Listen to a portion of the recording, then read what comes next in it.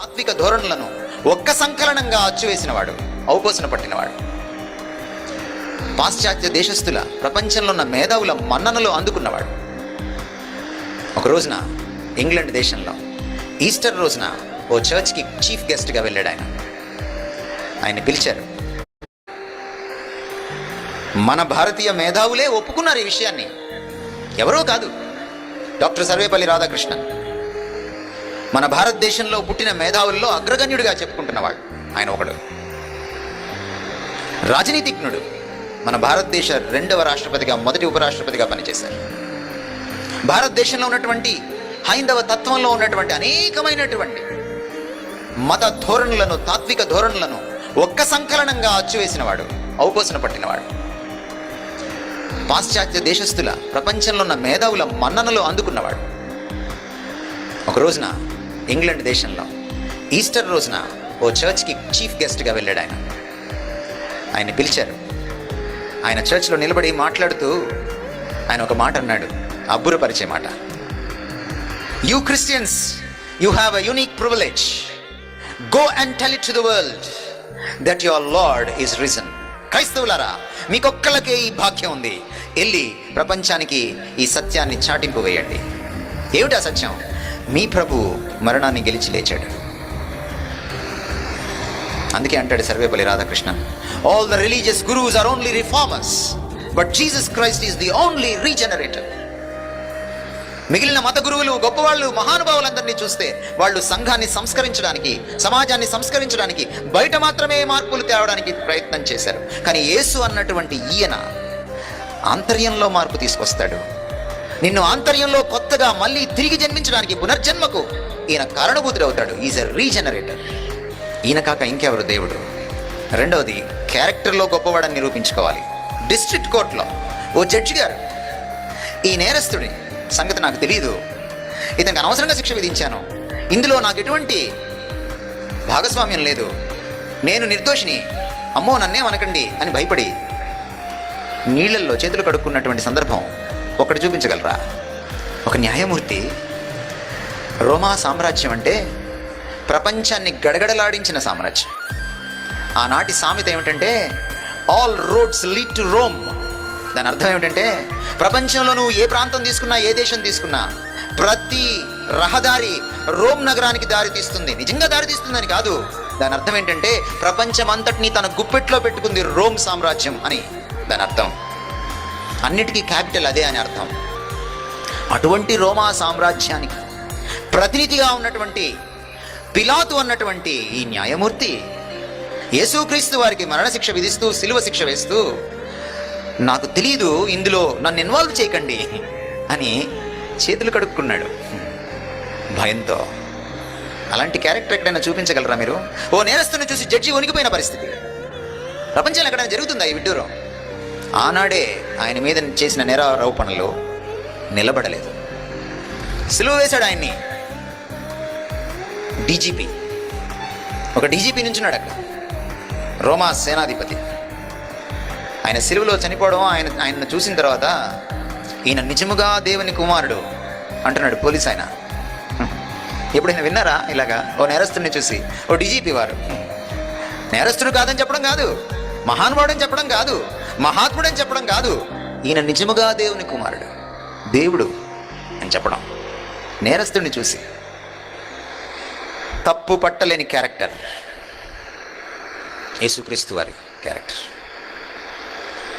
మంచితనం, కరుణ, దయ, నీతి, న్యాయం, ప్రేమ, పవిత్రత, ఏదైనా తీసుకోండి, ఆయన ప్రతీక.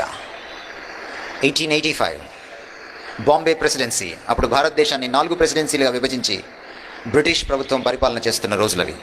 మనకింకా స్వాతంత్ర్యం రాలేదు. దాదాపు స్వాతంత్ర్యం 50 సంవత్సరాలకి వస్తుందనంగా బాంబే ప్రెసిడెన్సీలో గాంధీ మహాత్ముడు మాట్లాడుతూ యేసుక్రీస్తు వారి గురించి చెప్పిన మాట, if there is a perfect man in this world, తప్పు పట్టలేనటువంటి, ఒక పరిపూర్ణమైనటువంటి, లోపం లేనటువంటి మనిషి అంటూ ఈ భూమి మీద ఉన్నాడు అంటే, if there is a perfect man in this world, that is Jesus Christ. అది యేసు క్రీస్తే. If there is a perfect sacrifice in this world, ఒకవేళ ఈ ప్రపంచంలో నిస్వార్థమైన, ఖచ్చితమైన త్యాగం అంటూ ఎక్కడైనా జరిగింది అంటే if there is a perfect sacrifice in this world, that is the sacrifice of Jesus Christ on the cross. సిలువ మీద ఆయన చేసిన త్యాగమే తప్పు పట్టలేని అద్భుతమైన క్యారెక్టర్. ఈ రెండిటికి ఒక అవినాభావ సంబంధం ఉంది. యేసు పునరుద్ధానానికి, యేసు పుణ్యమైన జీవితానికి ఒక అద్భుతమైన సంబంధం ఉంది. ఎందుకు మనం మరణం గెలవలేం? ఎందుకు గురువులు మరణాన్ని గెలవలేరు? ఎందుకు బాబాలు మరణాన్ని గెలవలేరు? ఎందుకు మహాత్ములుగా బిరుదు పొందిన వాళ్ళు మరణాన్ని గెలవలేరు? ఎందుకు అవతార పురుషులు మరణాన్ని గెలవలేదు? ఎందుకు క్రీస్తు ఒక్కడే మరణాన్ని గెలవగలిగాడు? ఎందుకంటే మనందరము ఏదో ఒక బలహీనతలో, పాపంలో, తప్పులో పడిపోయిన వాళ్ళమే. మరణం ఎలా వచ్చింది? మరణం ఎలా వచ్చింది?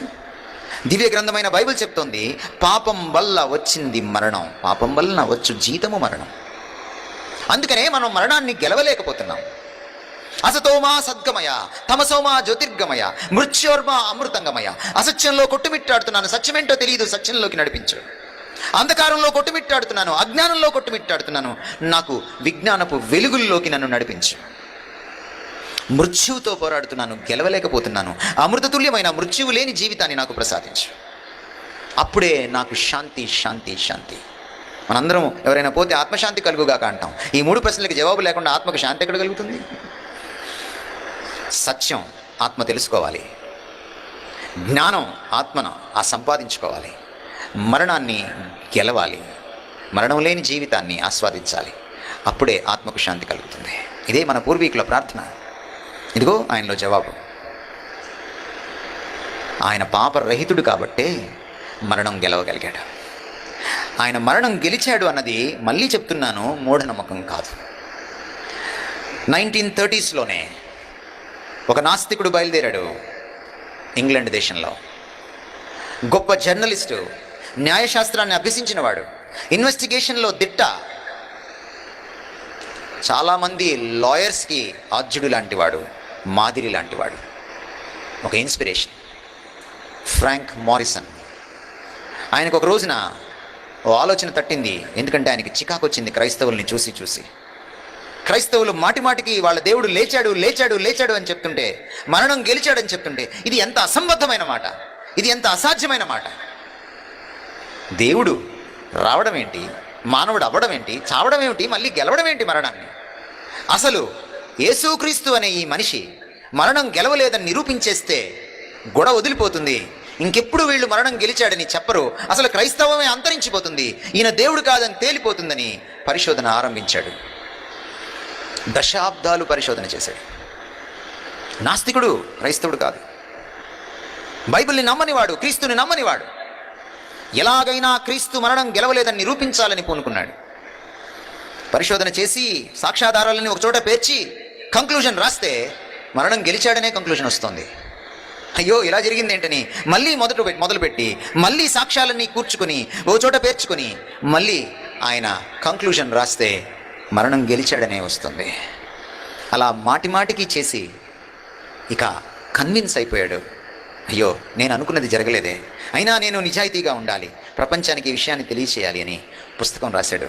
మీకు ఇంటర్నెట్లో దొరుకుతుంది, గూగుల్ తల్లిని అడగండి చెప్తుంది. ఇంటర్నెట్లో ఈ పుస్తకం దొరుకుతుంది.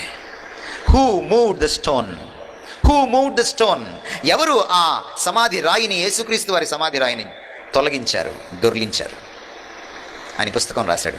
ఆ పుస్తకంలో అనేకమైన చాప్టర్లు రాస్తూ మొదటి చాప్టర్కి ఇలా పేరు పెట్టాడు, the book that was refused to be written. ఏ పుస్తకాన్ని అయితే రాయకూడదు అనుకుంటున్నాను ఆ పుస్తకాన్ని రాశాను అని. ఈరోజు ఒక చారిత్రక సత్యం ఆయన మరణం గెలవడం. మరణం గెలిచాడు అంటే ఆయన దేవుడు.